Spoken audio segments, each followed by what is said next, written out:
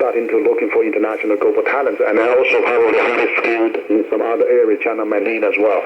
So this is a really good move on the Chinese government side. If history is of any guidance, what makes America the strongest power in the world is partially due to the fact that it is an immigration country that has an unfettered inflow of international talents.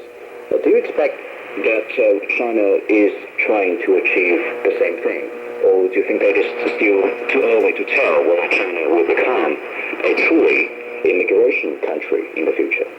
Well, China actually, traditionally, it is an immigrant country. For example, you see that China used to have the central part, and then you have an immigrant from Mongolia, from all the autonomous regions coming to the central part. So you have Hui minorities, you have 56 minorities in China. It's all immigrant, it's all moving around. And particularly for the last 30 years, we have the largest domestic immigrants moving around. You have Shenzhen, built up by 20 million people. It's all immigrants from different parts of China. How about the cross-border immigration? Yeah, so cross-border immigration that is starting to have, because China now, as I said just previously, that 10 million people has crossed the border of China and living into other countries now. It's just China don't have enough to come into China, whereas China does have the need to have talents from all over the world. And I don't think China will become a traditional immigrant country like the U.S., Canada, or Australia. But some of the very ethnic countries like Germany, after the Second World War, they have only 1% of its population are immigrants.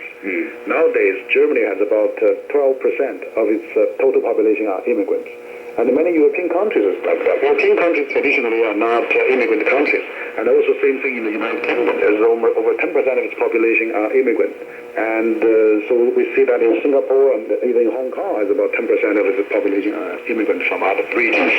So I think, with the world, modern transportation, globalization of the economy, and internet facility, we see more people moving across borders, living into different parts.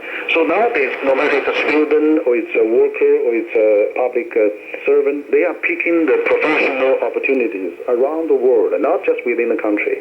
Students choosing universities, not just choosing university in China, they're choosing university around the world. So we see people living into different parts of the world and developing different parts of the world. That's happening. So China, for the last 10 years, has experienced enormous growth, and that's certainly going to attract a lot of international person wants to come to China to pursue their career, pursue the investment, pursue the opportunities, and naturally they want to live in China and have the green card. So I understand why there is a need for that.